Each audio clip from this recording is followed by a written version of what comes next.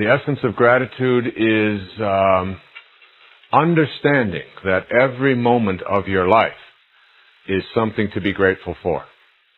And that everything that shows up in your life is something that you will want to be expressing a sense of gratitude about. I speak often about how we take things for granted, and taking things for granted is one of the obstacles to having an attitude of gratitude. Taking things for granted very often, I've often said that I think we should have special days every year in which we appreciate all the different aspects of our being. You know, like we give thanks for our liver on Mondays, on the 3rd of January, Liver Appreciation Day. Or just try to imagine what it would be like if you didn't have that liver. There would be nothing for you to imagine. And then, for the air that we breathe, and for the ground that we walk upon, and for gravity, and for the food that we have, and for the sky, and for, our eyelids, which we just take for granted. Without them, how difficult it would be for us to get through even an hour of our day. And our toenails, and everything about ourselves. To begin to experience a sense of gratitude. Now, when we're talking about affirmations, and we're talking about manifestation, here we want to look at what it is we are asking to have manifested for ourselves. And remember, we are not creating anything, we're just redistributing, if you will. Everything that needs to be created is already in the universe. There's no place to go. I remember when the story was told of Swami Muktananda, great spiritual teacher, who was dying. And all of his devotees and students gathered around, and he was leaving. And he had announced that. His students were praying with him, and they were pleading with him, please don't go, Swami, please, we're not ready for you to leave. And he opened his eye and looked at them and said, don't be silly. Where could I go? Where is there to go? Everything is already here. And so, when you are manifesting and you are asking for things to show up in your life, as they begin to show up in your life, learning to be grateful for this. Now, that's not so difficult. Most of us say thank you. I have a little ritual that I do every day, and that is almost every day God sends money to me in some form, particularly when I'm running. It happens virtually every day of my life. And it's a little game, a mental game that I have played with myself. I'll be out running, and I'll be thinking about all of the abundance that has shown up in my life, and how grateful I am, and how grateful I am to have my children. One of the things that my wife and I practice regularly is telling our children how fortunate we feel to be their parents. How lucky we are. Not how lucky they are to have us as parents, but how blessed and how grateful we are. And I'll often pick up my little boy or one of my little girls and just put my arms around and say, I am really lucky to have you. I'm really blessed to have you show up in my life. I feel that way about all my children. And having that kind of attitude is something that I do with everything that has shown up in my life. Because I lived a big hunk of my life without a lot of abundance, with a great deal of scarcity. But even while I was living in scarcity, there was never a sense of poor me, or I wish I had more, or even looking at other people and saying, they've got it and I don't. That attitude keeps you from being grateful for what you have. Even as a child, I didn't learn to say, oh, they've got a Cadillac and we have to drive around in an old Chevy or something. There was a sort of an internal knowing that you haven't earned a Cadillac. That isn't something that you even think about as being yours. They used to talk about being able to buy a Cadillac when I was a young man, buying my first car, and they said a Cadillac cost almost $4,000. I couldn't comprehend a Cadillac costing $4,000 and having $4,000 to buy a car. It wasn't like something I would even give a moment's notice to. If other people had that was just their karma, or that was their benefits, or somehow they had done something to earn that. Now today, when I go to buy a car, $4,000 is an option. You want this stereo system instead of this one? That'll cost $4,000 extra. All right, throw it in. What? You know, it's got extra speakers. I mean, my first car was an old 1950 Plymouth that had rusted out sides on it, and I washed that thing every day, and I was so proud of it. I was so excited about that. And the idea of looking at somebody else's new car and thinking that there was something wrong here, that they had it and I didn't, couldn't have occurred to me. And I believe it's that attitude of being grateful for whatever shows up in your life that allows additional things to show up in your life. And my little ritual that I play every day when I'm out running is little coins that I find in the street. I found one this morning when I was running before I made this presentation, right out in front of the hotel. A penny, a shiny penny. And you know, I have I've never admitted this in public before, but I have a large jar of coins that is hidden behind, in a bookcase, behind a whole, nobody knows where this is except myself. And this contains all of the money that I have found in the last 20 years. And it's a huge amount of money. Some of it is wrinkled up bills. A lot of it is foreign money because I've run in foreign countries. And most of the coins are dirty and they've been out on the street for a long time. And there's a couple of $20 bills. There's a $100 bill in there. And every time I look at that little symbol that just keeps growing, it reminds me to be grateful. And when I pick up one of those coins, I always say, thank you, God, for this symbol of abundance that has shown up in my life. Thank you. And I put it in my pocket and I put it away in a special way. Then when I get back to my office, I go to that little place and I put it in there and I look at that. And that's my reminder. What gratitude does is it keeps you connected to that source which brings things into your life. It keeps that connection open. Everything, remember, has a dharma. Every creature, every rose, and every human being has a dharma. You're already fulfilling it physically.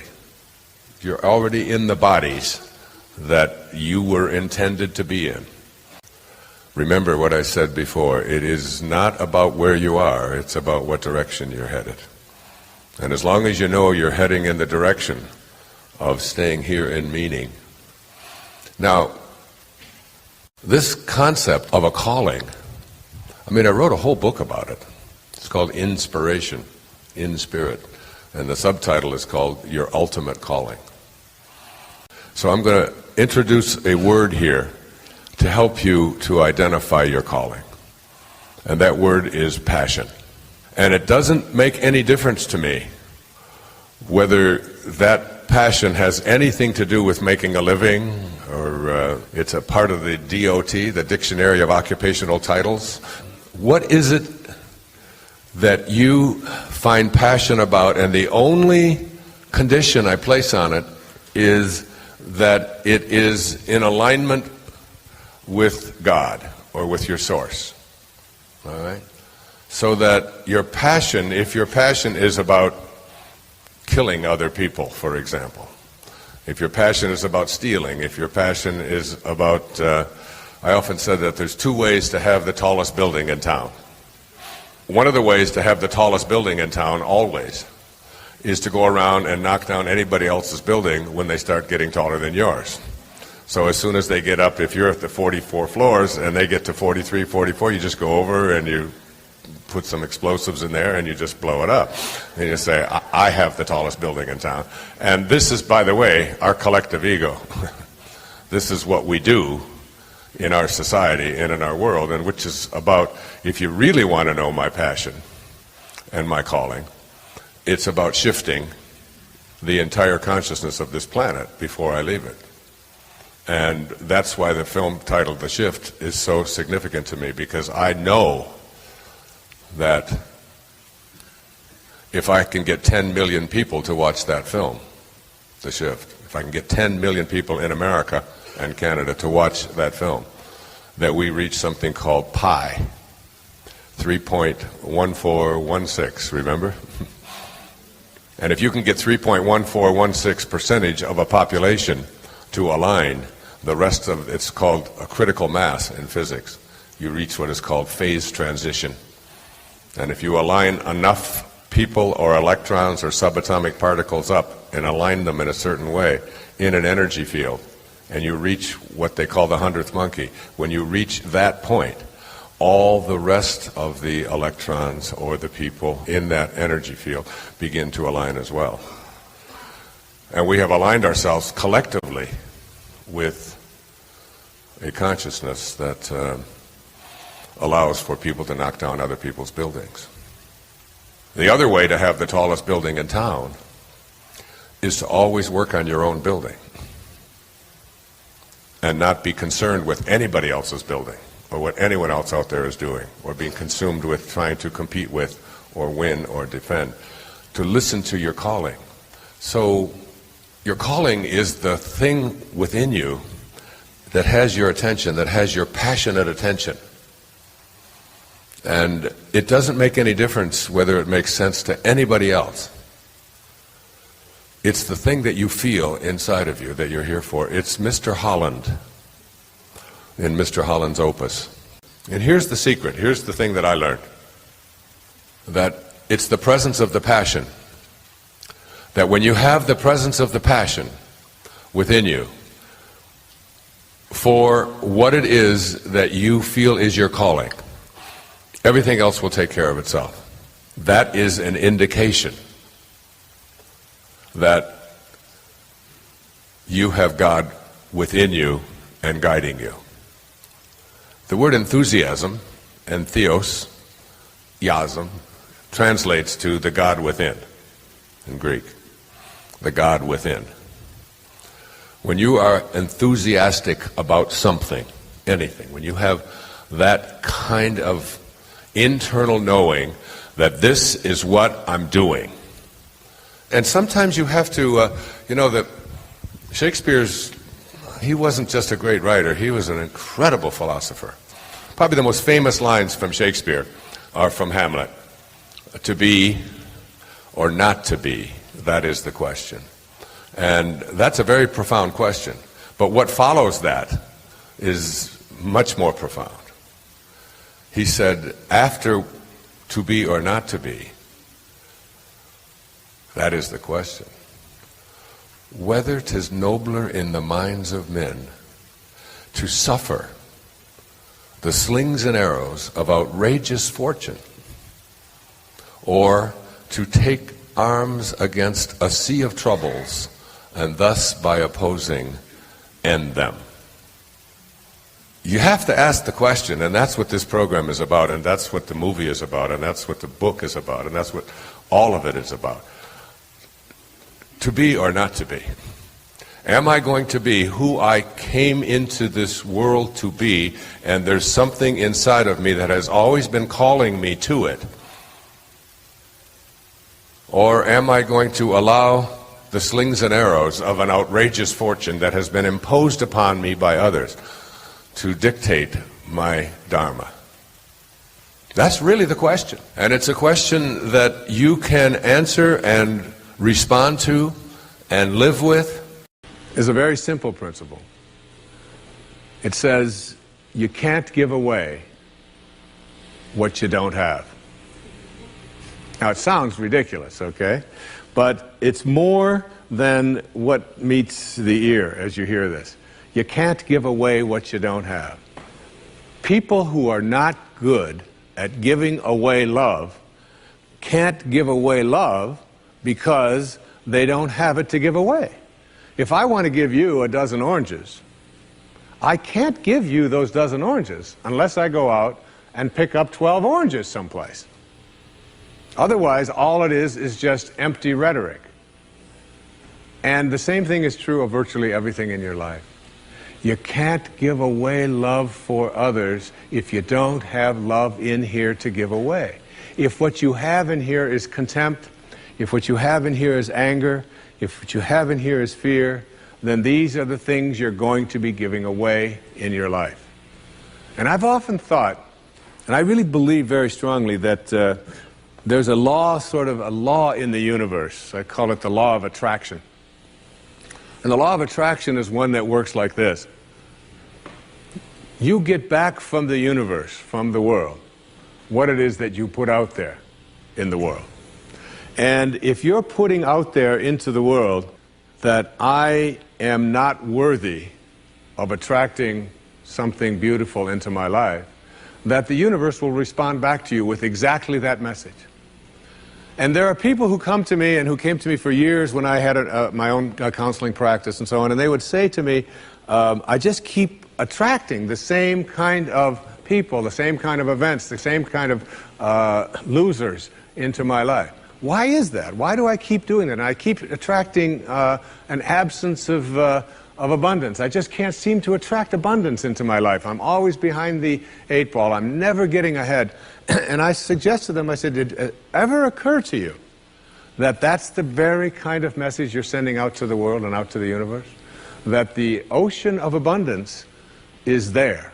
And you can go to that ocean of abundance and you can take a Mack truck and you can fill it up 20 times a day and take it out of there, and guess what?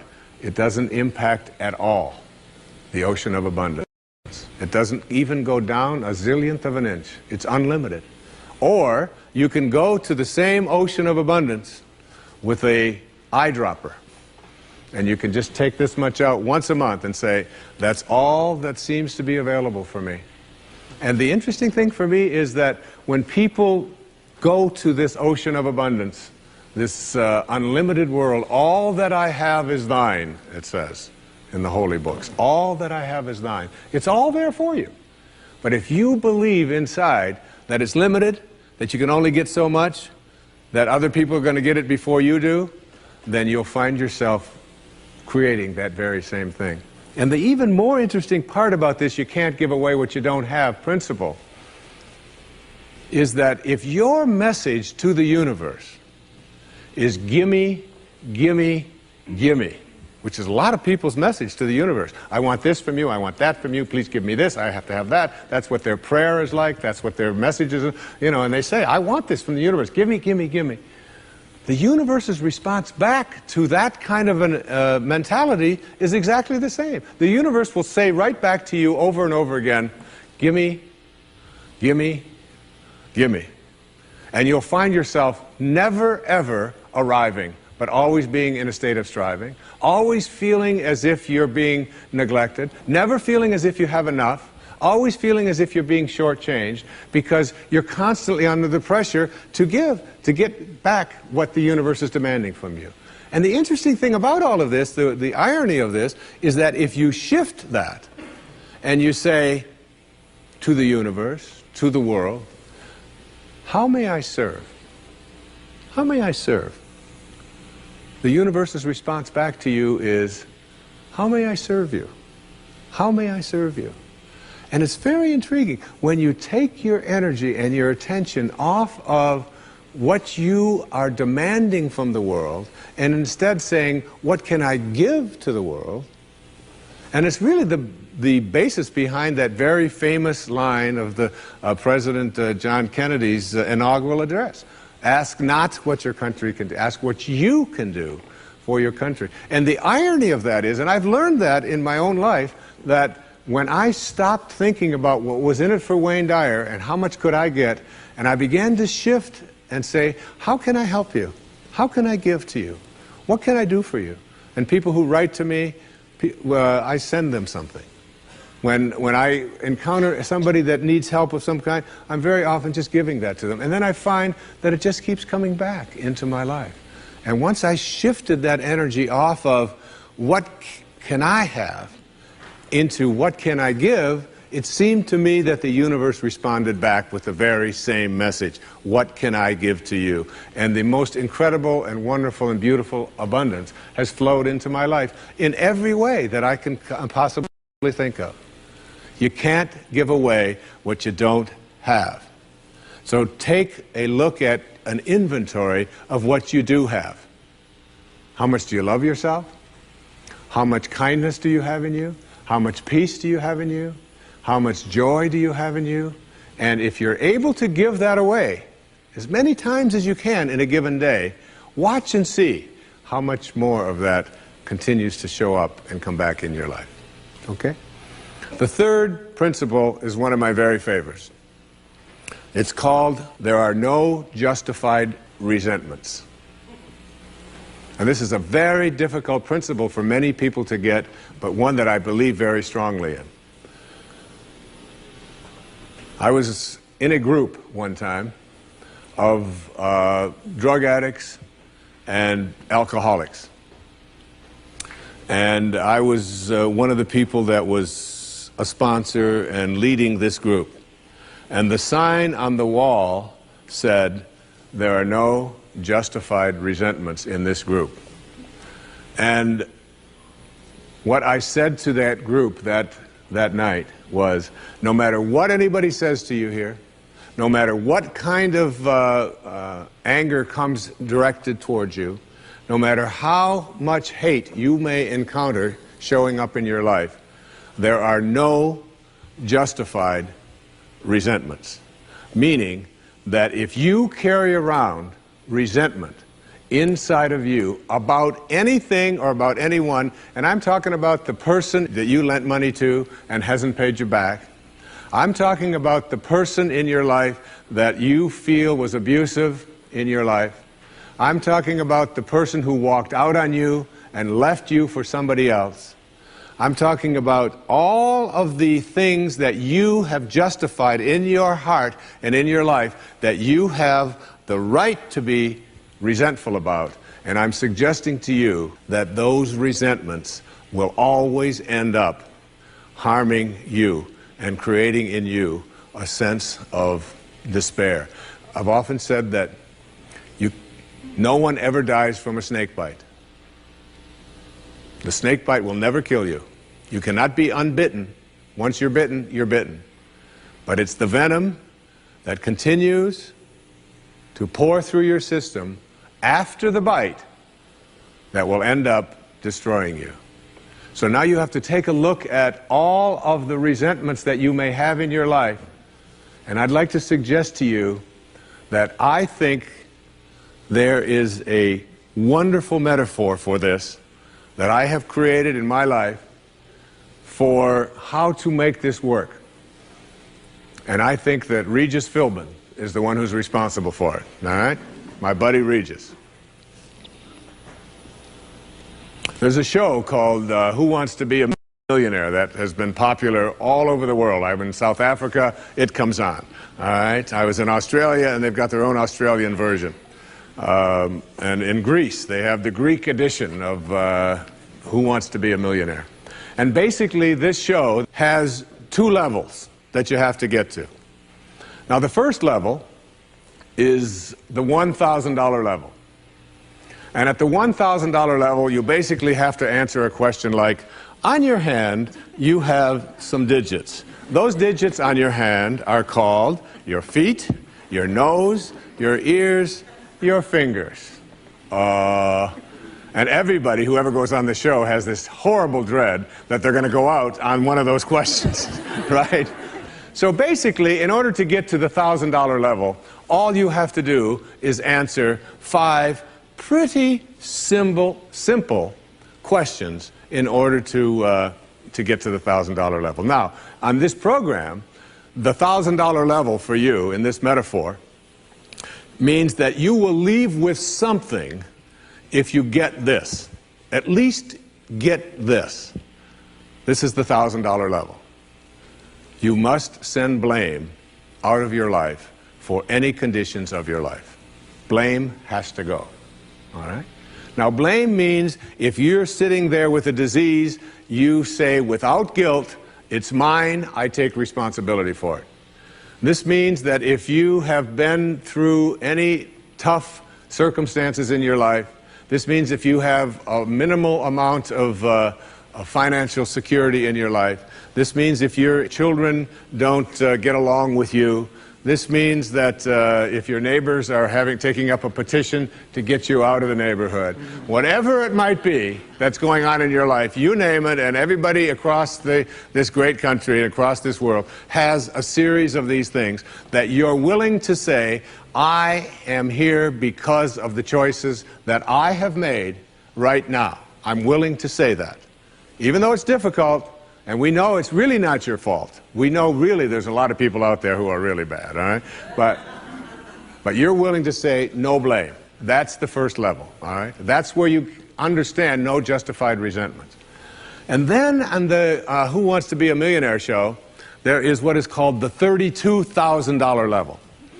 And the $32,000 level is not only an opportunity for you to walk away with a sizable amount of goodies, which you can walk away from tonight in this program, but it also is the door opener to multi-wealth. But you got to get to this in order to have an opportunity to move into these transcendent levels, all right? Millionaire spiritual status, all right? You got to get through these next 5 questions. And this $32,000 question, level rather, comes to this. It came to me from a quotation that I used in the writing of A Spiritual Solution to Every Problem. I read a book that was written a couple of thousand years ago by Patanjali, the Yoga Sutras, the aphorisms of Patanjali. And one of those sutras, one of those aphorisms, observations that this brilliant man made almost 2,000 years ago, was this. He said, if you become steadfast in your abstentions of thoughts of harm directed towards others, all living creatures will cease to feel enmity in your presence. Now this translates to blame, pretty basic, no more blame. I'm just not going to assign responsibility to other people for where I am, because now I have an opportunity to get rid of it. If I think someone else caused it, then I've got to wait for somebody else to change in order for me to get rid of it, and you might wait forever for that. But if I take responsibility for it, I can do something, including move on, which might be the most important thing to do. All right? But at the higher level, when there are no justified resentments, what you are doing is what St. Francis did, Francesco. What you are doing is you are at a place where you are sending love in response to hate.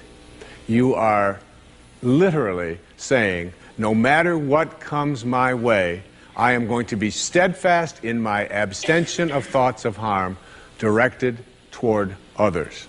I'm going to work hard at, no matter what comes my way, having it come out of me what I want to come out of me, and that is love, and that is a higher energy. And if you can get to that level, Patanjali said, all living creatures will cease to feel enmity in your presence. I have a little girl, a precious little girl. I have 6 precious girls and 2 precious sons, but I have a little girl who is almost 12. And she loves animals like no one I've ever met in my life. I mean, her whole life revolves around animals.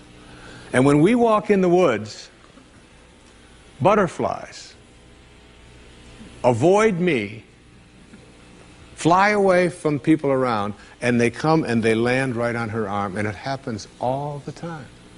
All living creatures, she couldn't have a thought of harm directed towards any living creature. And Patanjali said to us, all living creatures will cease to feel fear or enmity or anger in the presence of those who can send love in response to hate.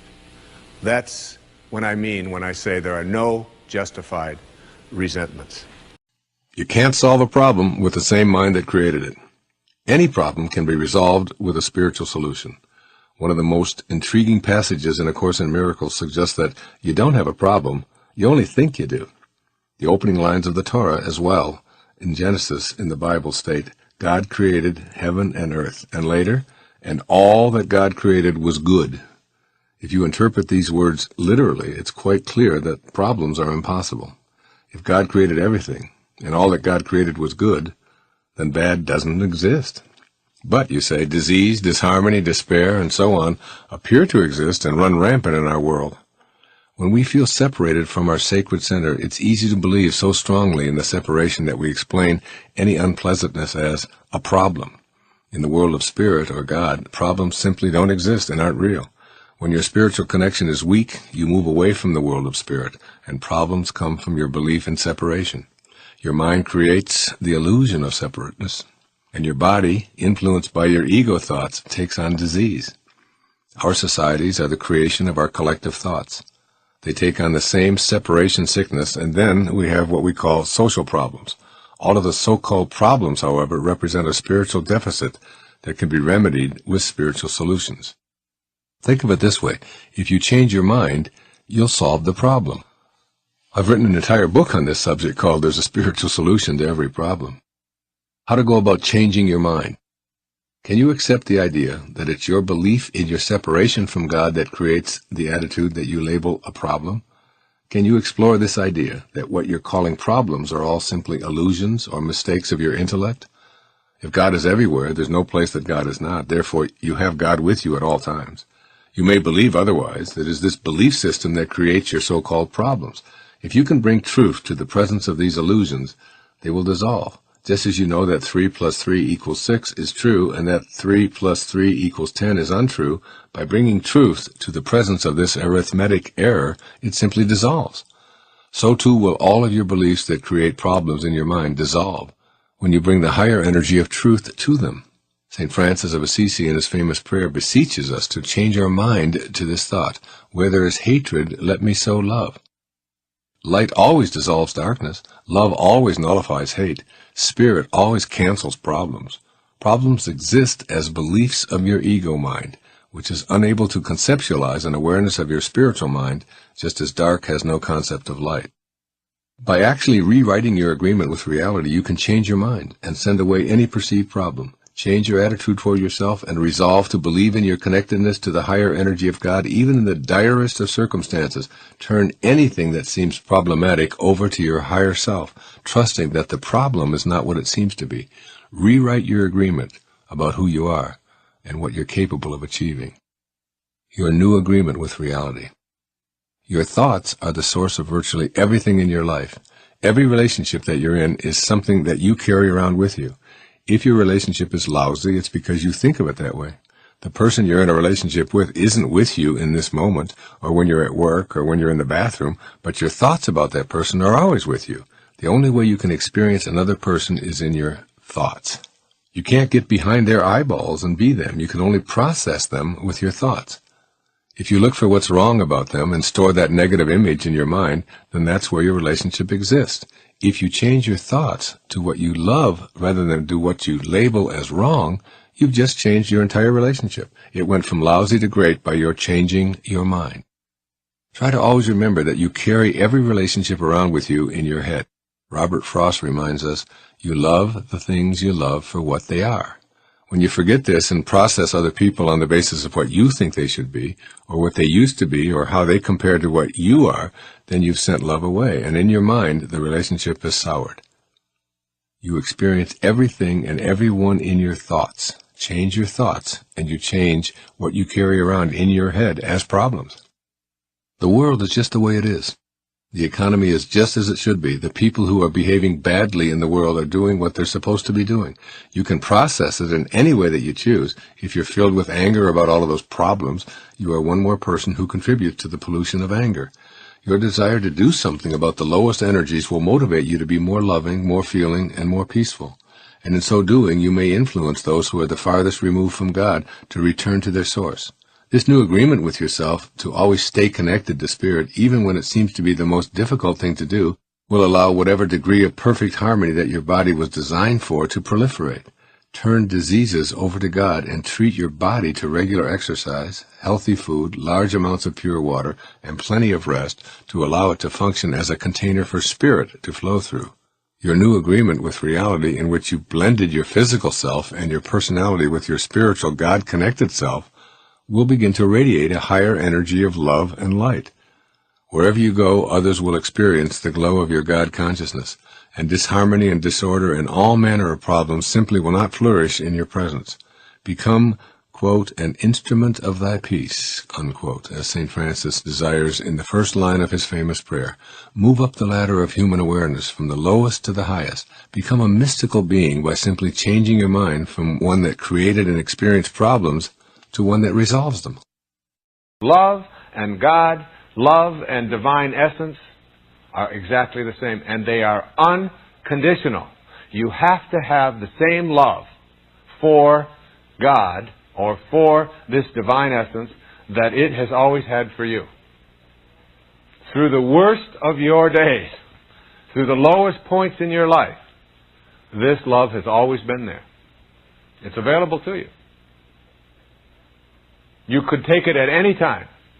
You're never turned away. And it's a supply that's inexhaustible. You can't exhaust it. You can't make it go away. It is there. So, there is a power in unconditional love that is very difficult for most of us to grasp. I don't know if you've ever been around a being who lives and experiences unconditional love. But when you are, you discover that the energy that they radiate is infectious, like being in a room with Mother Teresa, just being in her presence. They said of Jesus, they said of Buddha, that when they would go into a village, just their presence in the village, nothing more, just their presence in the village would change the consciousness of those around them. From the perspective of having this divinity within you, which is a love for what is going to manifest, what happens when you start picturing your world this way is that your life starts to change. What changes is you feel more peaceful. Love and peace, unconditional love and peace, really go hand in hand. And when you get this quality, and what I suggest to you here is that in order to practice this, to understand that you sleep better, you eat better, you automatically begin to take better care of your body. Toxins are no longer that important to you. Exercise becomes something that you just absolutely do because you're treating your body with unconditional love. And it demands that, it encourages that, it wants that. It doesn't want to be dreary, it doesn't want to be overweight, it doesn't want to be drugged up, it doesn't want to be lethargic. It wants to be flowing. Because the universal energy that makes the whole thing work flows. It doesn't stop. That energy isn't stopping. It's not stagnant. It's a flowing. When you start doing these things and these changes start taking place, what happens is also the prosperity that you thought you couldn't have also begins to flow. You've stopped all blockages. And while this just sounds like, oh yeah, but I don't have to do anything, you will do something. You will act upon this unconditional love. It's like go on a program for 3 days. Make a 3-day program in which you are going to communicate with your spouse, your lover, one of your children, a friend, a co-worker, a boss, someone that you are close to. And every thought that you are going to have directed at that person is going to be one of unconditional love. No matter how crappy they may act, no matter how much complaining they may do, no matter how much you find them to be irritating or whatever, you are going to respond with unconditional love. Not gushy, oh, isn't that great, you're throwing up on me again. Not that at all. But just the thought, the absence of judgment, the absence of anger, the absence of the ego demand that says, you know, you should really be like I am. You're wrong and I'm right. You just let go of that. Try it for 3 days. A 3-day program of unconditional love. And watch what happens to your energy level. And watch what happens to the things that you want to manifest in your life. And begin to notice how you're sleeping and what the content of your dreams are. And notice how other people begin to treat you. You see, unconditional love is joy and it's also power. There's an enormous power, but it's not the power that is an investment in having power over others. It's a power of being able to tune in finally to the thing that makes the whole universe work. What do you think keeps this whole planet from falling off into an abyss? What do you think it is that keeps your shoulder from falling off? What do you think it is that keeps the cells of your eyeballs in their sockets? There's a force, there's an energy, there's something that is working that keeps everything in place, that makes it all work, that makes it all flow. You finally begin to tune into that. You start to trust your nature more than you trust your intellect, which is your ego. Your nature knows how to work. It knows how to make your body work. Your nature knows exactly how many nutrients to send to all the different organs of the body. You don't have to think about that every time you eat something. It's working. Your nature knows how much oxygen to take in and how much to let out. You don't need a formula for that.